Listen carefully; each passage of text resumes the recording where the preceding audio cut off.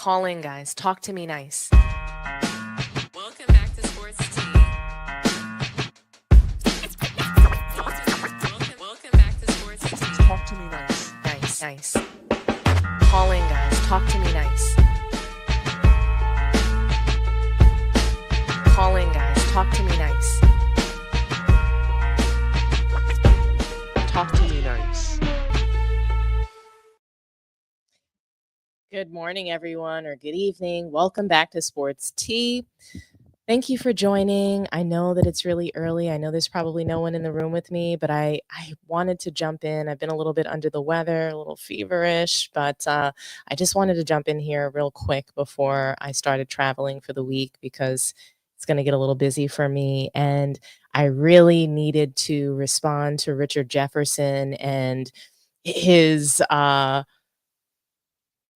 tantrum towards Charles Barkley. I thought that it was completely distasteful. We're going to jump right in to this, but I want to salute everyone that's watching right now. Thank you so much for joining the stream. Don't forget, like the video, smash that like button for me, subscribe to the channel if you haven't done so already, and share the video. That's the most important thing. Share it out on your social medias with your family and friends if you like and enjoy the content. So again, good morning, everyone. Welcome on in. I want to shout out all the moderators and the members of the channel. While I am going to be on vacation for a few days, I am going to do some members only content from my hotel room. So be on the lookout for that. It's going to be very interesting. So let's just jump right into the road tripping podcast. Richard Jefferson tries to torch Charles Barkley. He's clapping back on behalf of the media. I don't know if you guys know, but road tripping was created it was created the same year as the Cavs winning that 2016 title. I think it was created somewhere around January or so. And I think that they've really taken off just with their I guess LeBron favoring takes.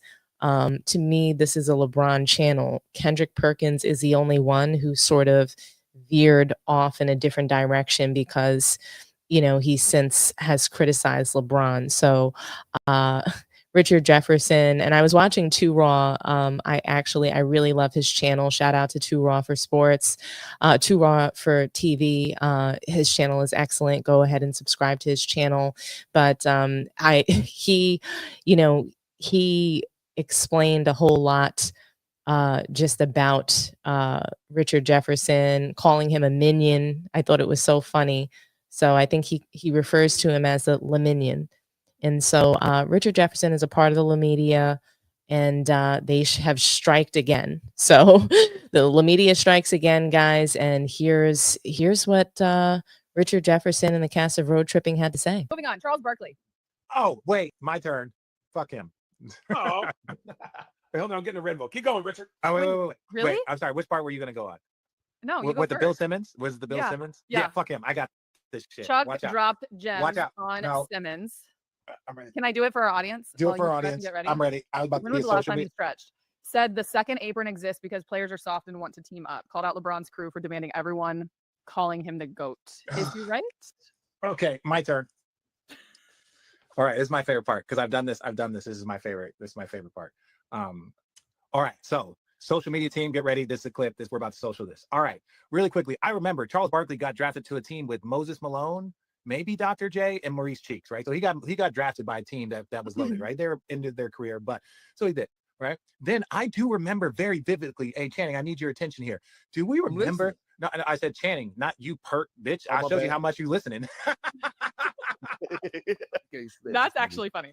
That's funny. So then I remember Charles Barkley going to Houston, and then he teamed up with Akeem Olajuwon, and then Scottie Pippen was also there. So now Scottie Pippen, Clyde Drexler. Clyde Drexler had just retired, and then Scottie Pippen, who was only in year 11, so it wasn't older. Him, Olajuwon and Charles Barkley were at year 14. Pippen was at year 11, so he was in his prime. That sounds like teaming up. If I'm wrong, right? Hey, let's go to Shaq and Kobe. Does everybody remember when they recruited Gary Payton, who was still in his prime, and then they recruited Karl Malone? Do we remember that? The second all-time leading scorer to play power forward next to Shaq in his prime after they had won 3 out of the last 4 championships. So are we saying Shaq and Kobe? So when we look at teaming up, right? He did it. He joined Olajuwon. And then Scottie Pippen came in. And now we're talking about the second apron exists. Did we forget our history? His own history. And I love Charles. Charles is my icon, my idol, my big bro. There's not a person in this industry that I don't love, that I fucking Is that why you're bold? Yes, I'm bald because of Charles. But Charles, let's be honest. You literally joined a team with Akeem Olajuwon because he had won 2 championships. Sounds like, wow, that sounds like maybe LeBron going and joining Dwade. And then you brought in Scottie Pippen. Man, that sounds like Chris Bosh joining. And then you got Shaq and Kobe, who also went and then they lost in the championship because of an injury to Karl Malone, some BS, but they still made it to the finals. So Karl Malone joined with Shaq and Kobe and got Gary Payton. So these guys joined up. Why do we always make it seem like LeBron is the first person to ever join up in NBA history? The Celtics before Bron made his move, KG, Paul, and Ray joined up, right? And so it's like when you look at this over the history, it's like, come on. The second apron we're blaming everything on LeBron, right, wrong, ugly. That's fine. We're cool. That's a different story. But Charles joined the Houston Rockets with Akeem Olajuwon, and then they went and recruited Scottie Pippen. The Lakers with Shaq and Kobe went and recruited one of the best power forwards of all time to play next to Shaq and next to Kobe, and then they went and got another all-defensive historic guard in Gary Payton. That defense with Gary Payton and Kobe Bryant at the front line, are you kidding me? They were trying to make it unfair. So how are we going to just now all of a sudden forget all of our NBA history? And that's just going back a few years. Come on. So no, the second apron doesn't exist because LeBron and guys wanted to stop competing. Why did Charles go to Houston? Or maybe he's telling us he didn't want to compete. Come on, Charles. To add on to it, the second apron, it wasn't just because of guys teaming up. It's a lot that came in place with all these rules, right? I was gonna say, whose fault is it then for the second? Guys sitting out. The NBA Players Association for allowing that stupid apron to exist. Hold on. Guys sitting out, right? This played a part in it as well. Getting max dollars or guys wanting out. What I'm saying is, we can't just blame Bron about every single thing, you know. And I hate to go. How does the apron affect players sitting out? We got so many rules, bro. It's a lot of rules. But I agree. There's a lot of rules. I'm okay with the rule, but no, Kendrick Perkins, don't get mad. I'm asking a simple follow-up question. I'm at then fix your eye. My main problem with Richard Jefferson is he clearly doesn't know his history. It's not like Moses Malone was in his prime when Charles Barkley was there. 76ers pretty quickly traded him. They broke up the team. Charles Barkley is still very seriously upset about that time with the Sixers, and I think pretty much says he would never play, he would have never played with them again or for them again. So it's like he believes he was drafted to play with Moses Malone. Then, and he said maybe Dr. J was on that team, so you don't know. So you should, before you do this, before you run your mouth, Richard Jefferson, you should know. You're a former NBA player. You're an analyst. You should know before you want to run your mouth. Charles Barkley played with Dr. J. Moses. Know your stuff before you want to come and criticize. Charles Barkley, Scottie Pippen, Hakeem Olajuwon, it just wasn't considered a super team. So why don't we talk about that? Nobody considered those super teams. When players join up at the end of their prime, and just let's be serious for a moment, players in the 90s had a much lower shelf life.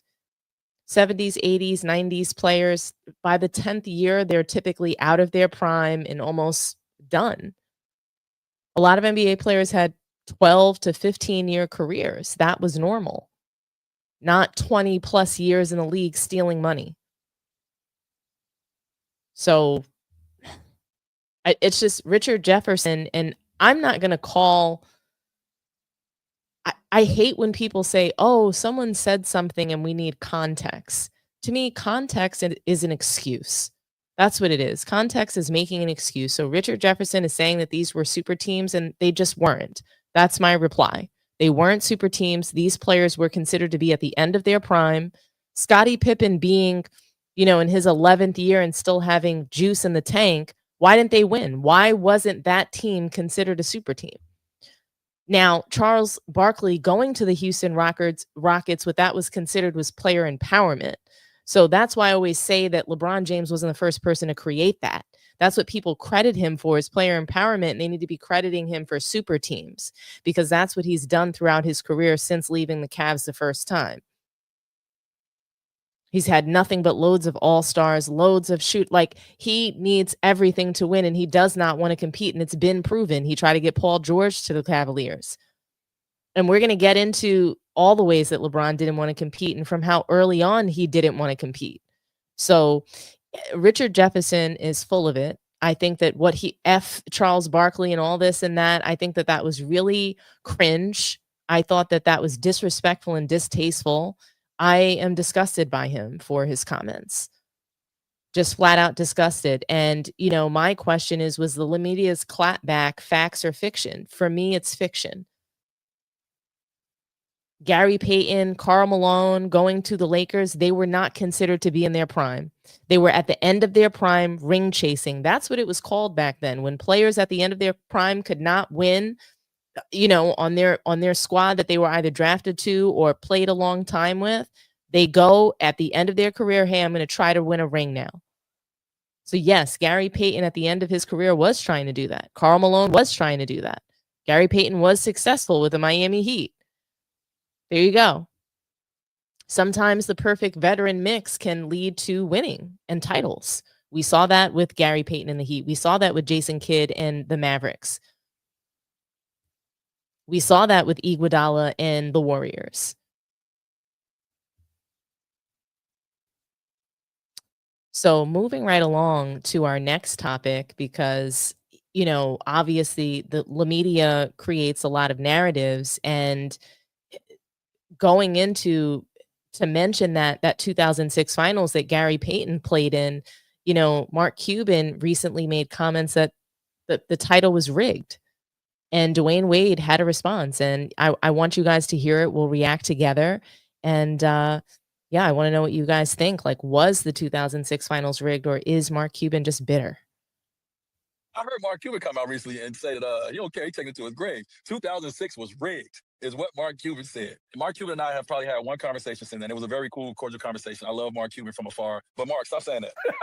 We beat y'all. Did we get some foul calls? Everybody get foul calls. We can all go back and point. I can go back and point in 2011 during one of them series where Dirk had 48. He had 24 free throws. Does that mean that the refs wanted them to win? I don't know, but it wasn't rigged. Like, we still had to play the game. And so, yeah, you had a young guy that was becoming a star in the NBA. Did I get a few whistles? Yes. But was I the only one attacking the basket every play? Probably so, bro. I'm going to get some whistles, too. I'm going to get some calls today. We're fouling. Let's not act like that. So you're not about to tarnish the work that I put in as a young guy. Mark, stop that. Y'all got us. We got y'all. It's all love, baby. It's all love. All right, a lick for a lick now. Stop that bullshit, Mark. A lick for a lick now. I mean, they did. They did come back and win. And I mean, Dwayne Wade went to the foul line an abnormal amount of times. I mean, there was a huge free throw differential, but he did attack the rim a lot. And not for nothing, he really deserved that title. He did everything on the floor. Just the story of it, the story that the NBA, you know, put together with Pat Riley firing the coach and coming down to, you know, coach this team and lead them to a title. I mean, he was the real star of the team that year. And then there was Dwayne Wade just executing and really taking over games and really leading that team as a really young player. And we can't diminish what he did. We just can't. That titles run was incredible. What he was able to do and accomplish with such an older veteran team. Shaq wasn't the same Shaq, you know, and he had to really just use the pieces that he had to, you know, to be successful. And that's just really what it is. So, you know, I'm with Dwayne Wade. Mark Cuban should not run around saying that finals was rigged. Just take the loss like a man and move on. You know, you guys won in 2011. That was one of the biggest finals meltdown by, you know, any team in history. And you guys did that to LeBron James, completely annihilated him in the Miami Heat when they were the favorites to win. So, you know, a lick for a lick. But moving along, the Redeem team, they obviously went to their Hall of Fame ceremony. LeBron James was there. I must say he looked really great. He had a full face of makeup on. He looked very much so in shape. I think that he spoke very well during his speech. I want to say that. I want to compliment him for that. He actually shouted out Kobe Bryant, said that he was the missing piece. But there was something that I found to be like a little nugget that maybe other people might have caught or maybe they didn't. LeBron James, to me, obviously the Redeem team was created because of the Olympic team prior years failing, bringing home a bronze medal in 2004 and in 2006. I mean, it's just god awful. And so he didn't talk too much about that. He did mention that they were trying to redeem what they lost in prior years. And, I thought that that was a vulnerable moment for him. He's sitting next to Coach K, Dwayne Wade, Chris Paul, Jason Kidd on that stage. You saw Chris Bosh and the rest of the team obviously taking that photo. And I thought Chris Bosh looked really amazing, by the way. He's aged very well and seems to be, in good health. But I want to play the Hall of Fame speech for you guys. I absolutely love the person moderating this interview, Ahmad Rashad. Okay, brings me back. He looks really great in his older age, and he asked LeBron James flat out, "What was it like to play with Kobe Bryant?" That's how it starts off, and I want to see if you guys saw LeBron James kind of slide in an excuse during his Hall of Fame speech. So I'm going to put this on for you guys and we'll react together. LeBron, one thing I always wanted to know, how'd you feel when you found out that Kobe was going to be on that team too? I mean, you're playing with all these stars, but all of a sudden you had a chance to have him on your team also. I think it was just the missing link that we needed in order to regain the dominance, with Team USA. He brought a sense of seriousness to the team. He made us lock in, and we knew once he joined and he was going to be committed that, we couldn't be doing nothing half ass. Kobe wasn't going for that, so it made myself, CP, Dwade, Melo, we all lock in even more because we wanted to show him that we can get to that level as well. So, it was just an honor to be out there with him. I was 23 years old, and he being out on the floor with him. He had already won championships before and things of that nature. So it was levels that I was trying to get to, and Dwade had already won one, and so we just wanted to get to his level and make him proud. And by the end of that trip, when we was hosting that gold medal on top of that podium, we for sure made him proud for sure. All right, so now, Dwayne, tell me, here's what I want to know, because I've been to Olympic practices behind the curtains back there. Tell me about the competition on them scrimmages every day. You must have really went at it with this team. Yeah, it wasn't no fair, really. Coach K was stacking Bron team. Him, Cole, J. Kidd, Melo, Dwight. It was me, Chris, and Darren Williams, CB, Tayshaun, Booz. Like, we represented. No, it was I knew I was going to bring that out. These was our guys. These were the guys, and we knew that as a bench guys, the guys that was going to come in, that we had to make sure that the level didn't drop, and the competition was fierce every day. And so, you get this little feisty point guard who was really rolling at that time too. He just leader. came out, second in MVP vote and all that. He's gonna get us going. Ready. So it was what we all needed. Now, guys, obviously they talk more. Dwayne Wade speaks. Chris Paul speaks. I thought that Chris Paul was the most endearing on stage. He seemed like he was choking up, like either he was in fear of public speaking or he was emotional because he misses Kobe Bryant and the camaraderie that they had during that time. Jason Kidd also spoke about basically being the babysitter of that team. And where I felt like LeBron James nailed it was him just saying that, Kobe Bryant, he was somebody that they wanted to make proud. I think he answered that very well, honestly. And I usually come in here and beat up on LeBron James, but I think that he carried himself well in this moment. Maybe not so much throughout the entire evening, but in this moment, he definitely, I think, showed up. I don't think that he was going to be able to cap too much in front of these grown-ass men on this stage, in front of Coach K, who didn't even want him on the team originally, and in front of those teammates that really know what it was. So I also noticed that so the excuse that I felt that LeBron James was making was saying I was only 23 at the time. So like kind of making excuses for the prior year's bronze medals. That's how I viewed it. It's like no matter what, even though he answered that really well, there has to be some sort of slight caveat and excuse being made so that people, just remember those years differently. But what I also noticed was that Chris Paul had on Shadow Ones, Jordans. And I felt like what he was saying was that Michael Jordan was a GOAT. Everybody's on stage in shoes and he's wearing Shadow Ones. So I felt like he drew a line in the sand. He was kind of, sending a symbolic, sort of shot or, just saying like symbolically, like this is where I stand.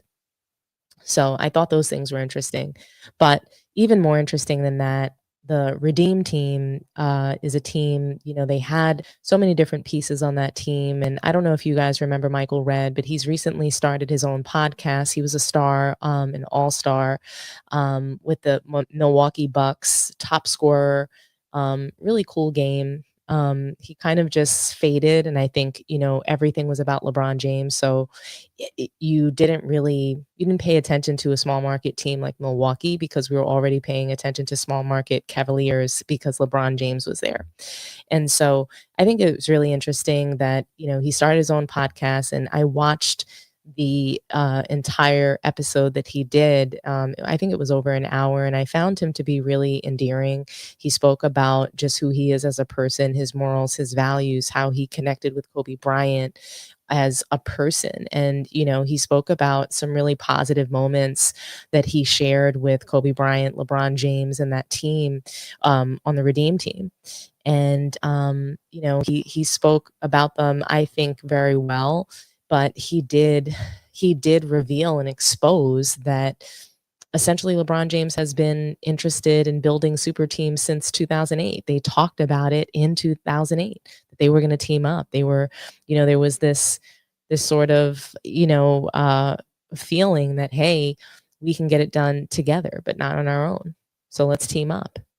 And so this is what he had to say. And I want to shout out to Raw for TV again, because I stole this video from him because I hadn't had the chance to actually clip Michael Redd's video and take the best part of it. And he had already done it. So I was like, oh, here we go. But to Raw, he had some commentary as well that he just nailed it. And so I am going to play this for you guys, and I'm going to react and maybe add a little bit more color. But I think that oftentimes he just has amazing takes, and I want to share this with you. So, one moment.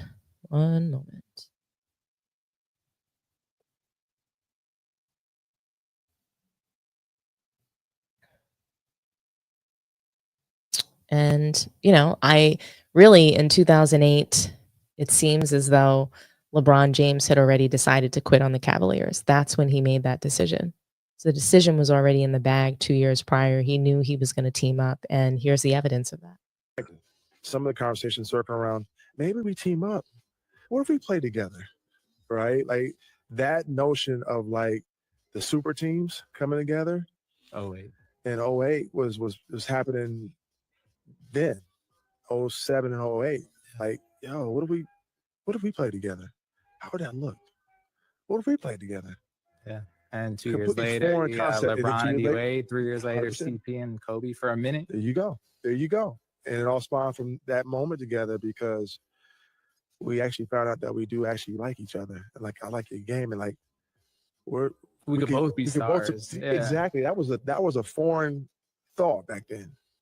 And we all, at that time, the climate in the league that time was we all took pride in having our own individual teams, and we didn't want to team up because it was a sign of cowardliness, or like there's pride in having your own squad. Yeah. And that was the predominant cloud over the NBA. Now it's changed, obviously, in the last 15 years. But back then, that was the thing. That's where it kind of began. And speaking of that Redeem team, Kobe Bryant was the antithesis of teaming up, and the guy basically ran Shaq off because he wanted to prove that he could win without one of the most dominant centers in the history of the league. He wanted to prove that he could win as the lead guy. And, if it had been about winning, he would have kept Shaq around. But he wanted to win. Ultimately, they did acquire Pau Gasol because no matter how great you are, you still need help. And Pau Gasol ultimately became a two-time NBA champion. And largely, Pau Gasol became a Hall of Famer because he played with Kobe Bean Bryant. Because you can tumble to 20,000 points, but remember, Tom Chambers has 20,000 points, and he's not in the Hall of Fame. But if Tom Chambers won 2 championships with the Bulls or whatever, I'm pretty sure he'd be in the Hall of Fame. And you could argue that guys like LeBron and,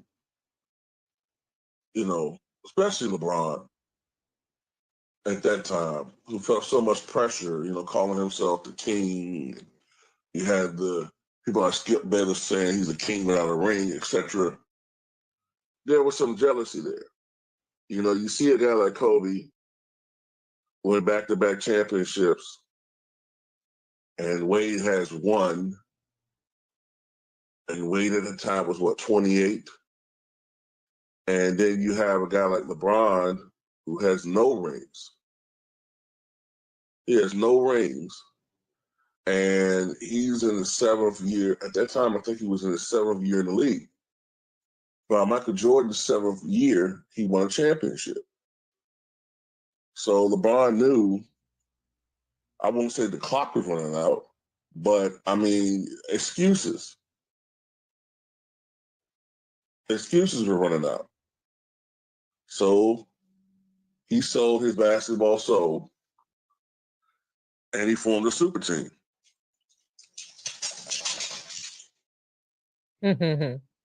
He sold his basketball soul in 2008. Two-Raw nailed it. Salute to Two-Raw. Really appreciate you. Guys, Stacey King has been cooking on his podcast called Gimme the Hot Sauce.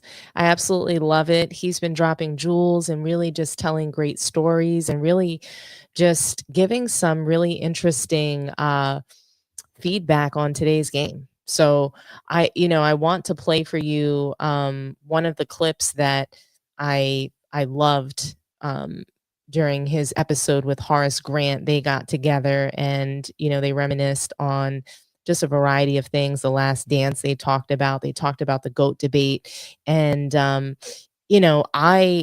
curious to know what you guys think about Horace Grant's comments and if you feel like the GOAT debate comments are valid, because I really appreciated what he said. It felt like he stood sort of where I do, that there really shouldn't be a GOAT, but if I have to choose, if there's a gun to my head, then I'm going to say it's Jordan. But I think it's really disrespectful because we can't compare the eras, in my opinion. We really can't.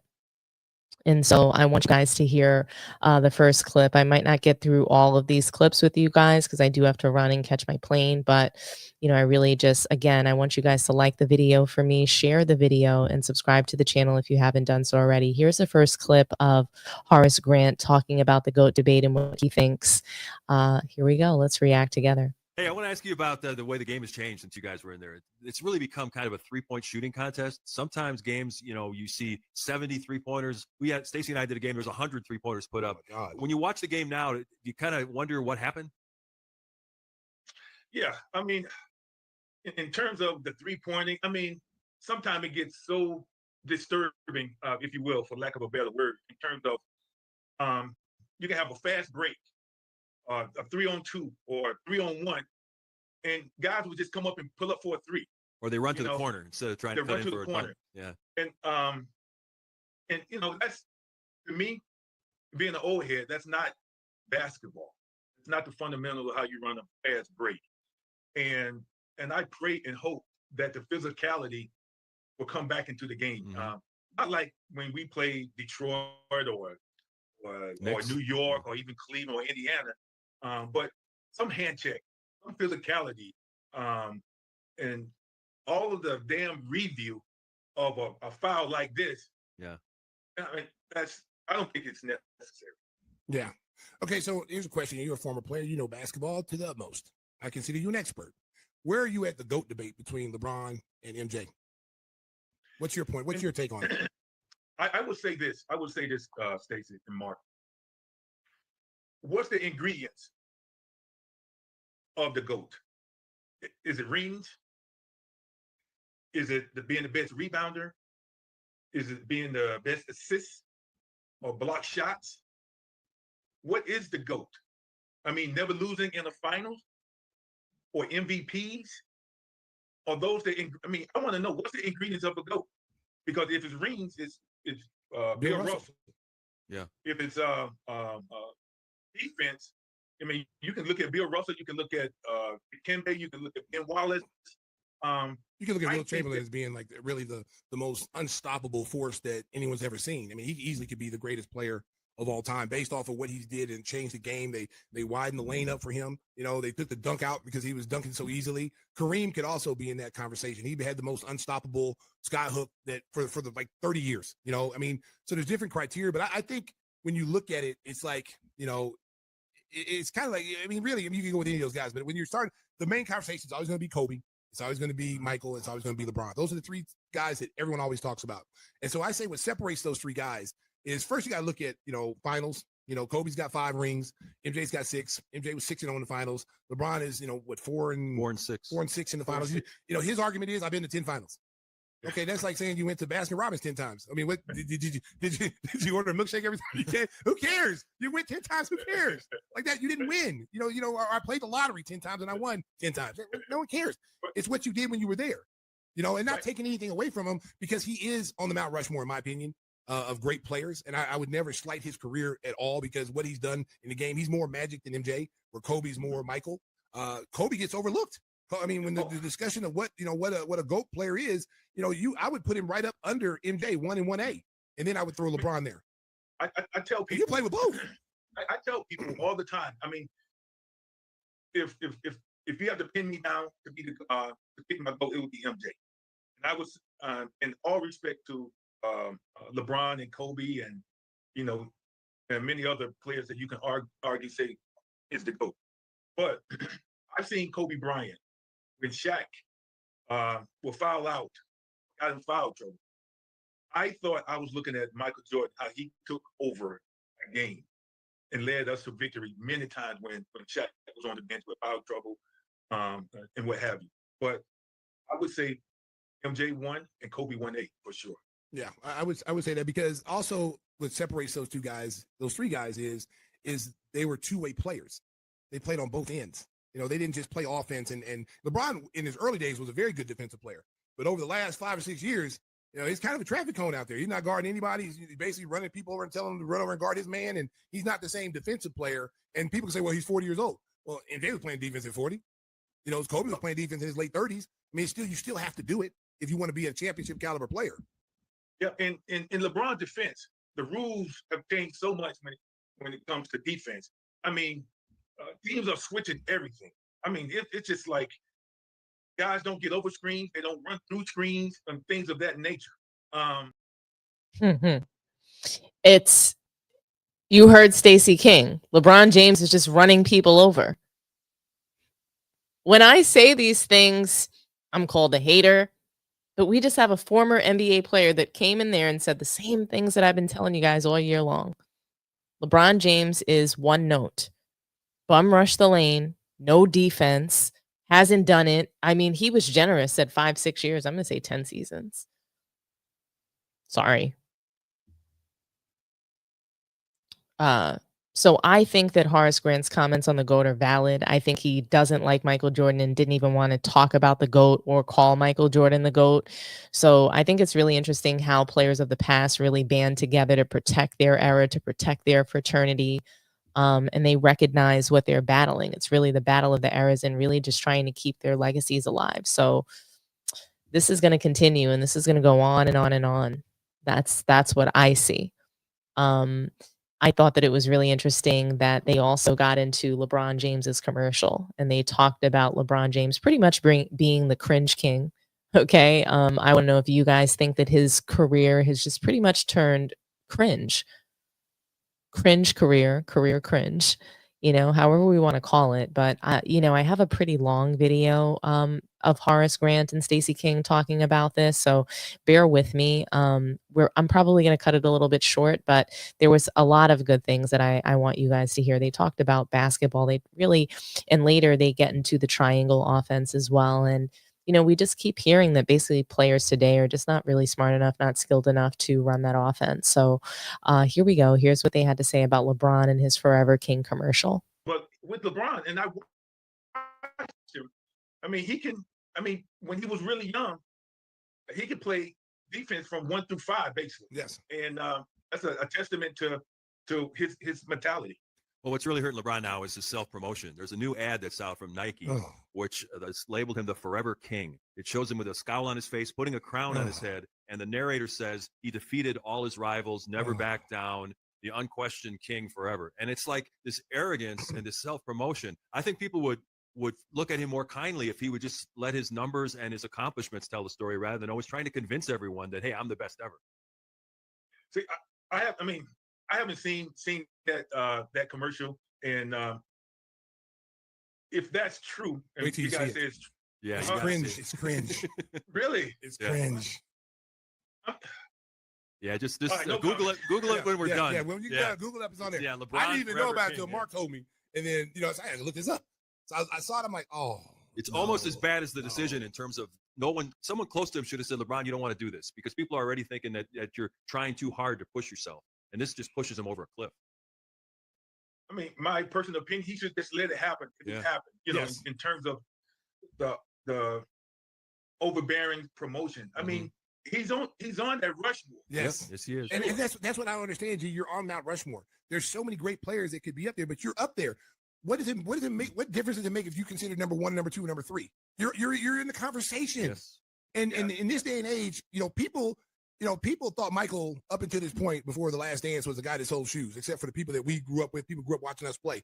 The younger generation has only seen LeBron and KD and all this, Steph Curry. They didn't ever really say, they just heard stories about what Michael did and his accomplishments and what he did as a player. They just associated him with the Air Jordan shoes. Now you bring him up and you show him during The Last Dance when, and it was perfectly timed because it was during COVID, where everybody had to watch.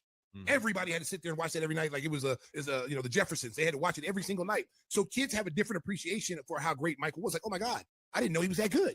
I didn't know he did that. Look how high he jumped. Look this, and they're like, okay, so they have a different appreciation. The fan base now has opened up a little bit more. So now you have that discussion now, and it's got heated because LeBron's fans, you can't tell them anything. It's almost like a cult. You say anything bad about LeBron, boy, you liable to get 100 people commenting on a text you say. Yeah. It's crazy how they're like cult, but they love their guy. And I get that because it's what he's done in their generation. He's the best player that they have seen. It's like when we came up and you start talking about Bob Cousy and you start talking about Bill Russell and Wilt Chamberlain. We never saw those guys play except through video.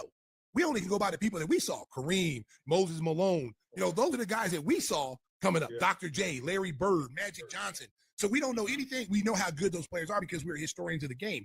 We know how good those players were, but we never actually saw him play. So it's hard for us to comment and say, well, Oscar was the best guard that I've ever seen. Well, we never saw him play. Even though he averaged a triple-double, that puts him up there as one of the greatest guards, but visually we never saw him. But we can't comment on Isaiah Thomas. We can't comment on John Stockton, Magic Johnson, the Mark Jacksons of the world, who are all considered Hall of Famers or considered great players. We can comment on those because we actually saw that. So this new generation who hasn't seen MJ, they only seen Kobe, the end of Kobe's career, and then seen LeBron. They can only basically say, this is all I've seen. So, of course, they're going to fight for them. Why wouldn't you? Because you haven't seen the other guys. Yeah, I mean, I think this generation got to go to this thing called Google. If you don't know who Michael Jordan is, or John Stockton, or Karl Malone, or even a Tim Duncan, right? You got to go and Google. I mean, LeBron, KD, James Harden, Steph, all these guys are great, great players in this generation. And that's why I say it's so difficult to choose a GOAT, because it's different generations. I mean, back in Wilt Chamberlain days, you can argue and say that he was the GOAT back then. Yes. Because his record of scoring over 100 points will never be broken. No. The closest came, I think, was Kobe. 81. Yeah, 81. Yeah. I mean, that's a record, and you really never thought anybody would break, Oscar Robertson's triple-double average for a season. But there's guys out there who could do that if they focused on it because they can score, they rebound, and assist. Russell Westbrook is one of them. I don't think you'll see a guy put a season like he put together, for 2 or 3 years. Jokic last year with Denver. Yeah, Jokic as a big man. Some of the things that he's been able to do. I mean, records are meant to be broken, but there are certain records that are sitting so high that you will not see. I even think LeBron's scoring record now, as he continues to pad those scoring numbers, because look how long it took for him to get everybody to get Kareem.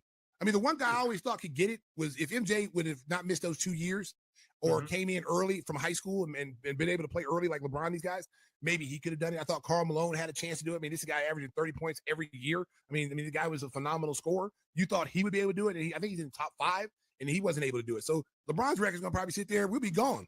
We'll be somewhere in the afterlife, baby. Somebody will be trying to break that record. It could be your grandson. It could be my grandchildren. It could be somebody out there, baby. Absolutely, man. I mean, it's just so different now in terms of how. I mean, back when we played, Stacey, it was more or less. I mean, it was lots of defense, but now it's the scoring is up here just because of the rule change and the 3-point shots and what's the word I'm looking for when animated when you go to the corner and how many analytics. Yes, analytics. I mean, and I quote Larry Bird. Man, my analytics is what I see with my own 2 eyes. Yeah. That's a quote from Larry Bird. He didn't believe in the analytics. No, it was his own 2 eyes. Well, it's that Moneyball effect where where Billy Beane and Oakland A's had all this strategic, numerical things that helped the A's win. They didn't have the talent, but they were able to win by numbers of players on the team. The pitching.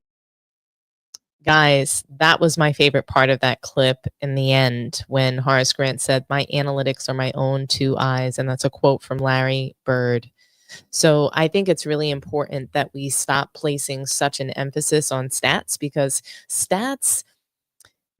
Again, I think that stats are great because it allows for us to tell part of the story, but it doesn't tell the whole story. What you see is going to help you, really put together all of the pieces, and the stats just back up what you see. So stats can never be the A-all, B-all LeBron voice. They can never be that because, like I said, what we watch, what we see, the eye test, that's always going to take precedence over, a list of stats where, you don't know, like you can just put a bunch of numbers on a paper, right? But that doesn't necessarily tell you the impact that a player had on their team, especially if they're a losing team. So we have to take a look at those stats. We can't just take a look at the stats that we think matter, like points, rebounds, and assists, when some of the main stats we're not addressing. The main stat is winning. So that's what we need to focus on. And the eye test, literally, that is the first test. Stats, that's the second test that backs up the eye test. So Stacey King and Horace Grant, they did talk about the triangle, and I want to play this video for you. This is the last clip tonight. Actually, I have one little surprise, and I'm going to shout out one of our members who joined the stream today, and we're going to get into the triangle offense and their criticism surrounding guys who can't run it today. And I guess I wonder, why won't players and coaches invest more in the triangle? Why are they running from it? Here's what Stacey King and Horace Grant had to say. Klay Thompson always seemed open because they utilize the offensive cuts in the triangle. Nobody likes the triangle, but teams in the NBA run some variation of the triangle. And it's really funny to watch because they hate the triangle. They don't want to talk about the triangle. Phil Jackson triangle, we don't talk about it. But every team, I watch it on a nightly basis. Every single team runs some aspect of the triangle, whether it be pinch post, whether it be reverse action off the blind pig, whether it be fist side, split cuts. They run some kind of variation and they score off of it, but they don't know how to teach the whole package of the triangle. My thing is this, and I'm trying to grasp this. You have an offense like the triangle who helped win 11 championships. 11. 6 with the Bulls and 5 with the Lakers.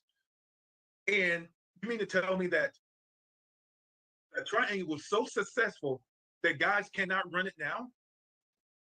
It's got to be taught right.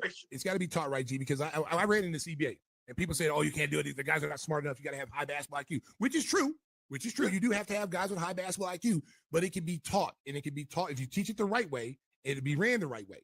But you got to have, I will say this, you got to have a guy when it breaks down that can get a shot for you.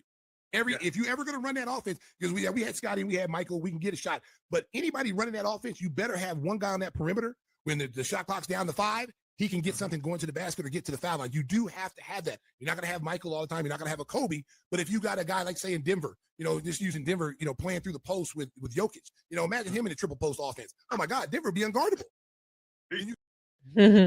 Jokic, I think, could be a candidate for the triangle, I guess. I don't value Jokic as much as everyone else does. I'm not saying he's not a great player. I don't know that he instantly fits into a triangle offense. I don't know. And we'll never know, right? But I love the fact that they talked about, hey, you've got to be willing to teach it. You've got to be willing to teach it. You've got to be willing to learn it. And I think players and coaches, they don't invest in the triangle just because they don't have to. The game isn't predicated off of having high basketball IQ. So what is the reason to use a triangle when there's not even complicated defense schemes happening? But I do want to shout out Blood Coyote Channel. He said, good morning. Anyone see all those bricks LeBron was putting up in China? I thought that was hilarious, and I'm going to share that with you guys so that we can take a look together and have a little fun. Okay? And share this with you guys. One moment.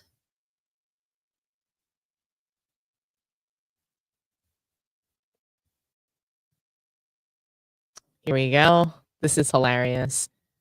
Let me pull this up on full screen.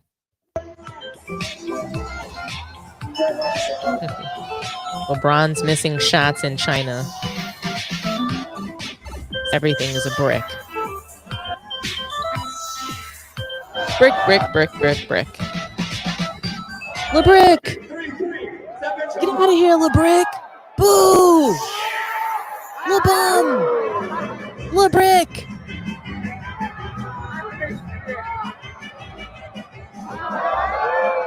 Not one of these jumpers went down. Not one. Brick.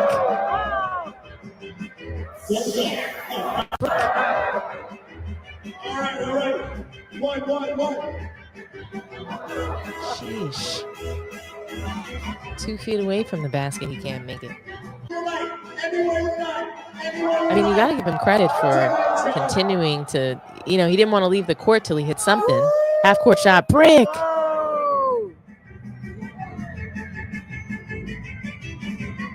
Another one. Air ball. Nowhere near the rim.